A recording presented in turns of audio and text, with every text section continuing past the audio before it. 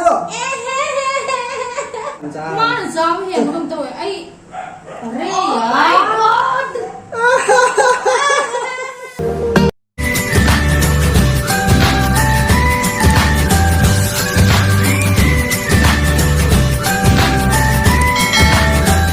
Hello guys, welcome back mayam apai matam kuirabagi tungda imani amuk ngasidi pulle amuk chamina dore mayam na sum hana dagi dum kano request tobire whole chicken chabiro na ado whole chicken ngasi pura whole chicken loin charage yam kana di chawna chabu ngamoi na kg amma makhai kitang tabne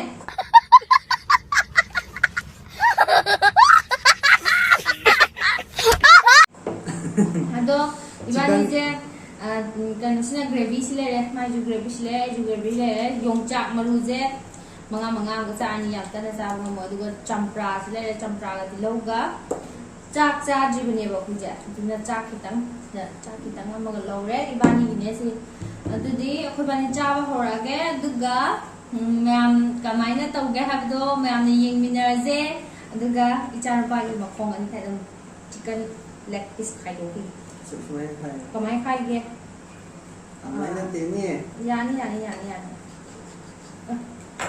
maru yaw mo pa ya sile leg piece chicken leg piece amam angang gi sina ma ne hai cha ram ne se chicken leg piece khanu ngai ti ma su ado khoi cha ba hora ge chicken ma khong ani yaw re marin yaw re si chicken manung jida ina ne hadi kano sweet potato adagi gajar adagi capsicum kai ka manung ga myam ha pe ba ado horen cha ba da dum uchara ge adudi ai su ko piyo अरे यार हिंदी बोलना है आज तो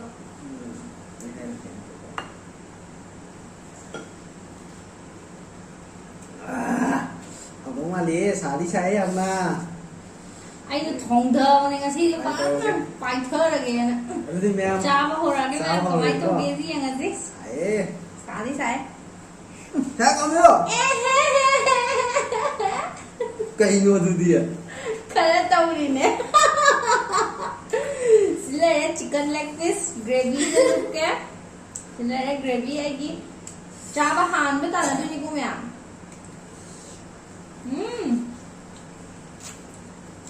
Đó hậu em nè Rồi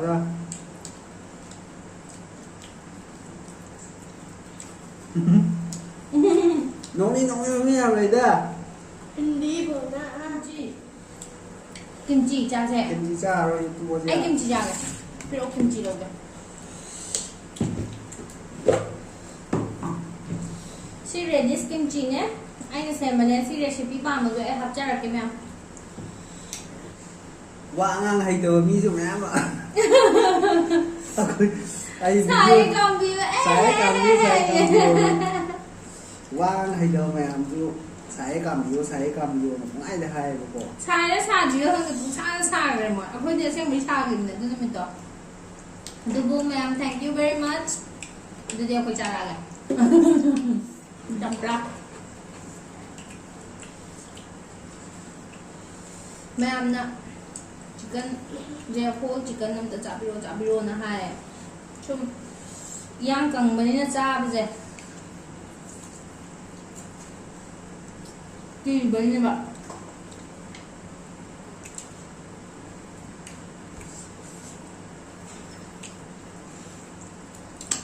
hong cha tam mo hong cha le hong cha ting ba hong cha man ting mani na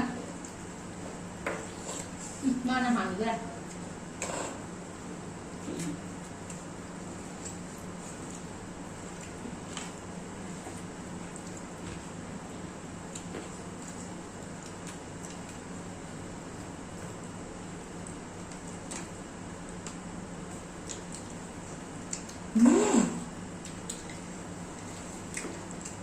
Hai con gì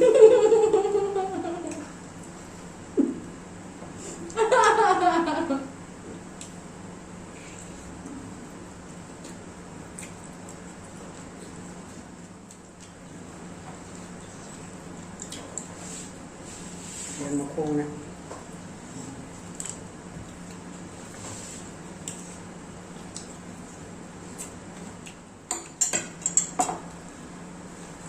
จริงเล่าไว้ให้ดังนี่สินะหมอจริงเล่าไว้เนี่ยทางเราก็บอกทางเราก็บอก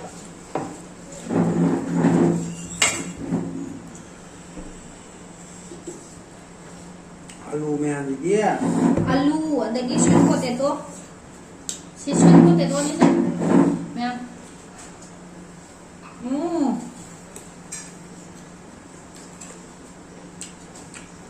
Hawa. โอ้มันอ่ะ Mate. Yan makong Saiye.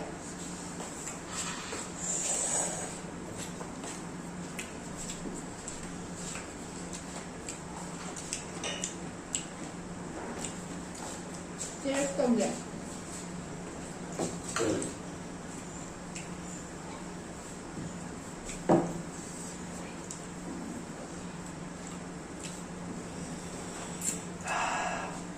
Không sao rồi. Ada dah. Có cái hạt diêm là mình gì ạ? Nó nhầm phụ chay à?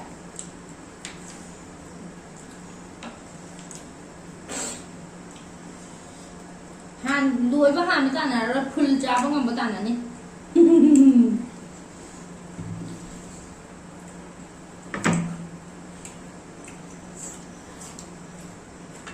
Hỏi.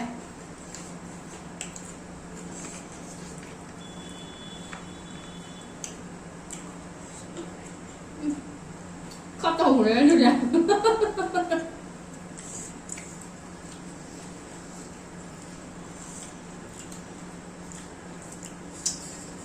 Mà nó ngừng mà lên mà con phải gặp ăn dầu nè.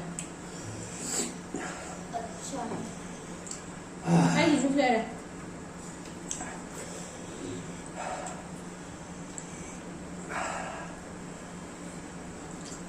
Capsicum. Capsicum ngay cho bạn tặng này. Capsicum. Capsicum. Carrot. Tuna. Rice cake.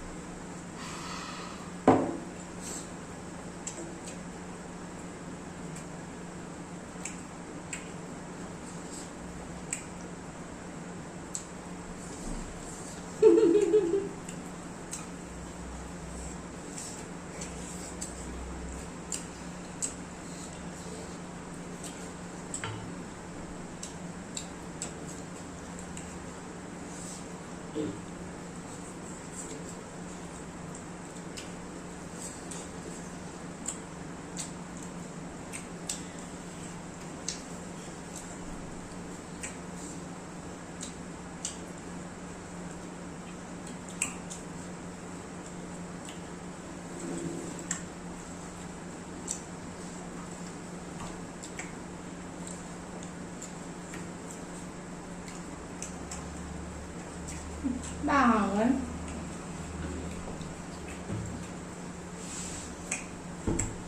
Không một tâm là trầu.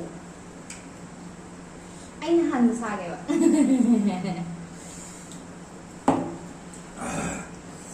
Ini ngầm nấu ăn đi sao vậy? Ngâm tới bé rồi. Ngâm tới đi ba ni punishment này nè ni hùng dịch tới anh hai nè. Punishment thầm nè ni Ngamdaba miduda khupangna mangarak thanaba.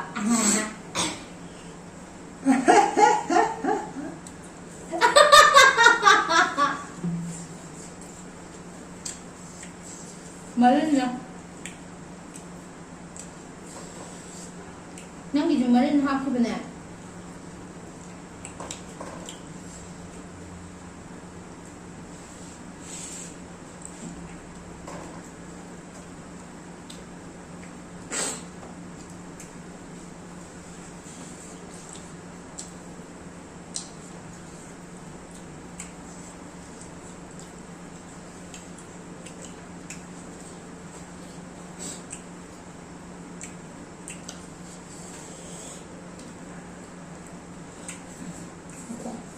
Chicken feet.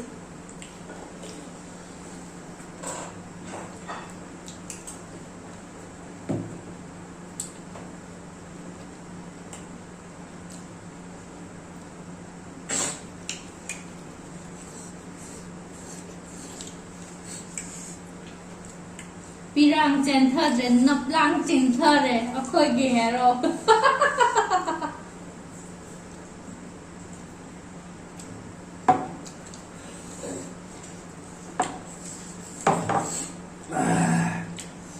Anyway. Yang kupakan. Mayam Saiye Kambiyo.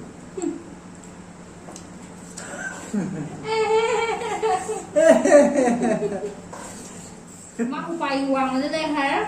Ai kupak mga makan. Wah भाई Anh ngồi nói sao ạ? बहुत जल्दी Anh hachang ngam de ba na ton phun li ba lok tau ri ba do video thaka tau pui re nam je hai lo ba lai tau nam nam ne ade teno jo Kalesa. whole chicken jar on request am tau re adu in tau je nam nam ne do cylinder tau re ngasi di next time do in full charger age Ai try cho mình cái này quá gì ấy. ma de charge no do ai di video mà mang ai tha om mani mang video no ngarang ngahan video clip mà cha mo thoga viral chanan yima lai di hospital le ngai khangau de Harui thằng đi nhau chúng ta là cái này puli vô cả một trăm đấy. ai de no khiba mayam hai mayam do ado moi gi akoi hai di Mày ăn bún xịt chết cái này chết tao đấy. te sum moi gi Entertain internet không mai chả mai phải. ko moi na tau do adu mai nai ju tau wa ne hai de ai isana tau gi ha do do ai ju khangau de ko adu na moi na ai video da reaction tau ba ma tau tam ni do nuai bre nge na ju tau ne ba nung di nungai ma tung da ju mem tau ro khoi akoi video je clip lo ko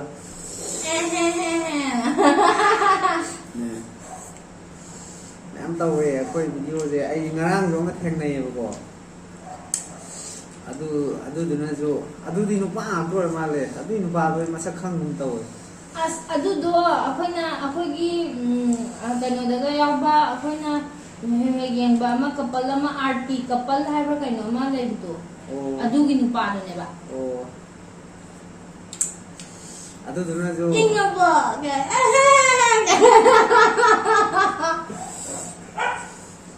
Ai chung ngom dui ma da. namara Kile. Ma phai ani lo thok re ma sa ani lo thok re. Nang gi ni kan. ai phàm cha Ma za ma hian không to ai. Re ya.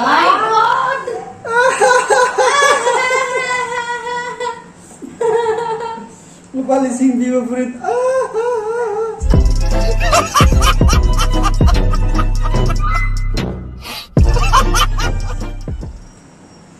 Are yaar. nó là thằng của ai vậy Hoi ba do ai di chao bu gi chang du yeng den tong bu ne ba. rồi sẽ là gì No chalaje du di punishment room de chalaje ma na ingo da khupak manga rek tha ba ta re. Adu karam ba design tha ge du mayam yeng ner je adu ga enjoy to ner je. Mayam ko video je adu yeng video comment video share to video like to video adu ga subscribe to video.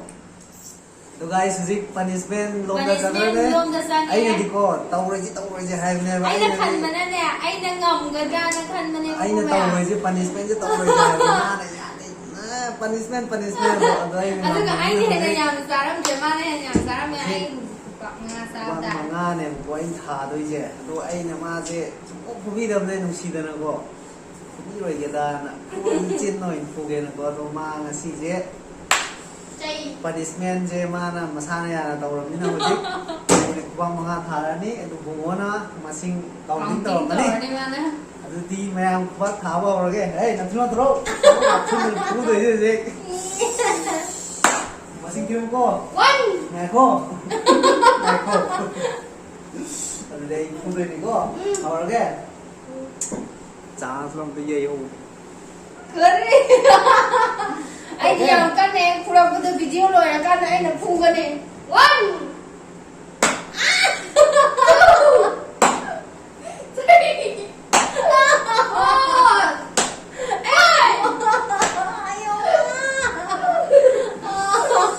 à tay cha này I thun buộc cái. Mai sans lo ra. Baki si kilan kala ga pu wa le ma je. Video lo chala ga thaba kha tau gi ge. mèo làm đạt này video rồi xin lỗi em mà tông video nó cũng thành là gì Ki chau ra cái hai ka kwa. next video đó cũng thành là gì ngasih di mèo đấy Ngasih di mayam lagi. Bye bye. bye